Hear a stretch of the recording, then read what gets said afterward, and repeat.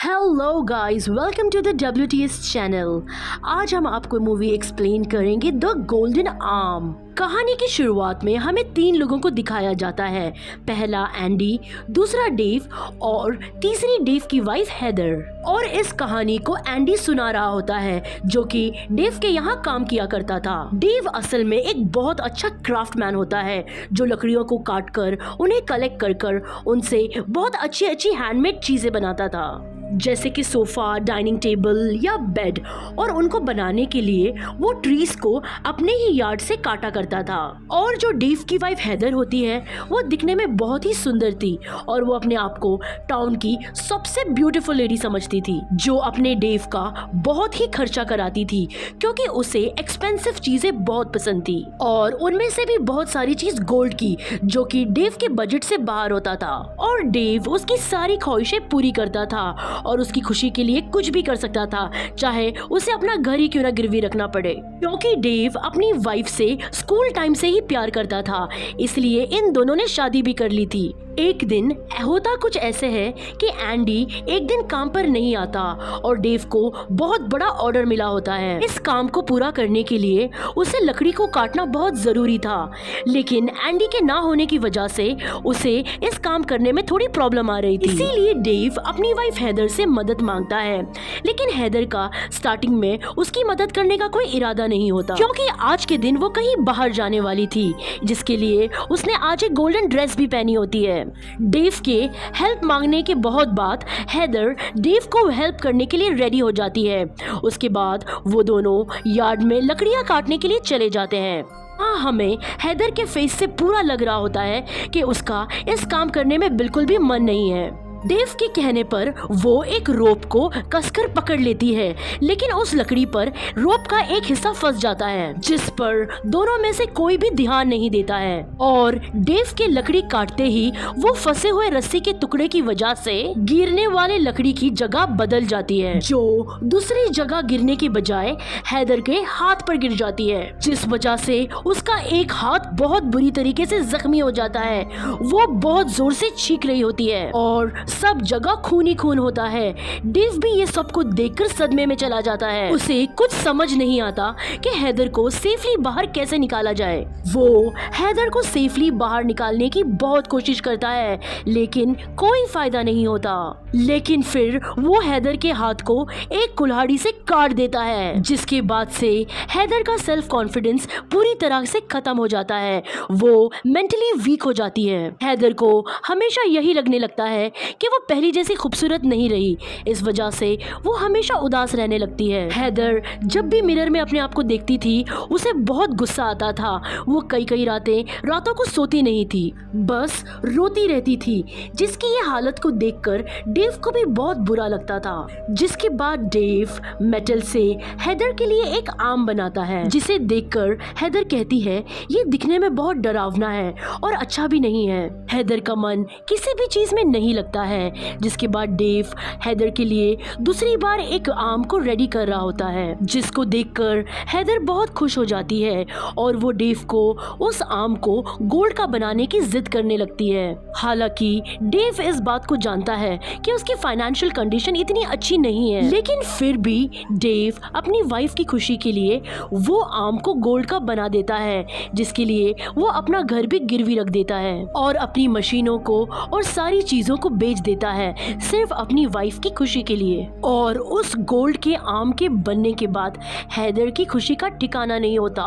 वो बिल्कुल पहले जैसी बन जाती है। उसकी मेंटल कंडीशन में भी सुधार आने लगता है और उसका सेल्फ कॉन्फिडेंस पहले जैसा हो जाता है। लेकिन उनकी ये खुशी ज्यादा दिन तक नहीं टिकती, क्योंकि जैसे ही सर्दियां आती है हेदर की तबीयत खराब होने लगती है और डॉक्टर के टेस्ट करने के बाद ये पता चलता है कि हेदर को गोल्ड की वजह से एक गोल्ड डिजीज हो गई है। और अगर हेदर अपनी गोल्ड की आर्टिफिशियल आर्म को नहीं उतारती है तो उसकी कंडीशन और भी खराब हो जाएगी। हेदर ये सुनकर गुस्सा हो जाती है और वो नहीं मानती। लालच के चक्कर में वो उसे पहने ही रहती है।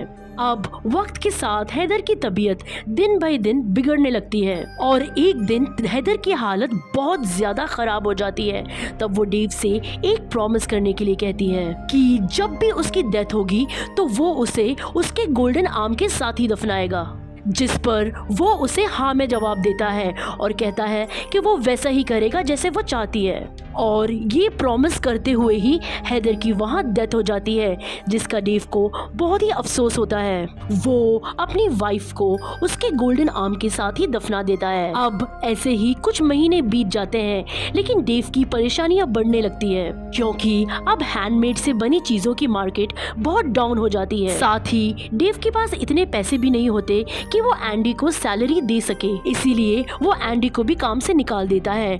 और जो गोल्डन आर्म के चक्कर में उसने जो लोन लिया था वो भी बढ़ता जा रहा था। अब परेशानियां इतनी बढ़ रही थी कि डेव ड्रिंक करने लगा था, और ऐसे ही उसको एक दिन उस गोल्डन आर्म का ख्याल आता है, जिसके जरिए वो अपने सारे लोन को चुकाकर फ्री हो सकता है। और वो ऐसे ही करने एक दिन वहां जाता है। वो अपनी वाइफ हेदर के कॉफिन के पास जाता है और उस कॉफिन को खोलता है। उसे वहां पर हेदर की डिकम्पोज्ड बॉडी दिखती है, जो गल रही होती है और दिखने में बहुत भयानक लग रही होती है, जहां पर वो गोल्डन आर्म भी होता है। अब जब डेव उस गोल्डन आर्म को हेदर के हाथ से निकालने की कोशिश करता है, तब हेदर की आंख खुल जाती है, जिसको देख के डेव डर जाता है, लेकिन वो फिर से उसकी आंखें बंद कर देता है और कुल्हाड़ी से उसके गोल्डन आर्म को काटकर निकाल लेता है। लेकिन फिर से एक बार हेदर की आंखें खुल जाती है। डेव इस बार बहुत ज्यादा डर जाता है और वहां से भागकर सीधा अपने घर चला जाता है। डेव घर पर आकर एक राहत की सांस लेता है। उसे अभी एक उम्मीद नजर आती है कि वो इस आर्म को बेचकर अपना सारा कर्ज उतार पाएगा और अपनी जिंदगी एक नए सिरे से स्टार्ट करेगा। लेकिन तभी उसे घर के बाहर से अजीब सी आवाजें आने लगती है। डेव बाहर चेक करने जाता है, लेकिन वहां पर कोई नहीं होता। उसके घर के बाहर अजीब सी आवाजें गूंजने लगती है। साथ ही हेदर की एक तस्वीर नीचे गिरकर टूट जाती है। जो तस्वीर नीचे गिरी होती है, उस तस्वीर में अचानक से हेदर कुल्हाड़ी ले खड़ी होती है और धीरे धीरे वो पास आ रही होती है और अचानक से वो उस तस्वीर से गायब हो जाती है। अब घर की लाइट भी चली गई है। ये सब देखकर डेव डरने लगता है और साथ ही किसी के डोर को नॉक करने की आवाज आ रही होती है, जिस वजह से डेव अपने आप को रूम में लॉक कर देता है और अपने ऊपर चादर डाल देता है। डेव बहुत ही डर रहा होता है। तब अचानक घर का दरवाजा खुलता है और हेदर घर के अंदर दाखिल होती है कुल्हाड़ी लेकर। हेदर डेव के रूम के बाहर पहुंच जाती है। वो डेव को आवाज लगा रही होती है कि तुमने अपना वादा तोड़ दिया, जो तुमने मेरे डेथ से पहले किया था, कि तुम उस गोल्डन आर्म को कभी मुझसे जुदा नहीं करोगे। इसीलिए मैं अपने गोल्डन आर्म को यहाँ लेने आई हूँ। इसलिए डेव भी बहुत डर कर अपने हाथ को चद्दर के बाहर निकालकर उस गोल्डन आर्म को हेदर को दे देता है और हेदर तब वहां से चली जाती है।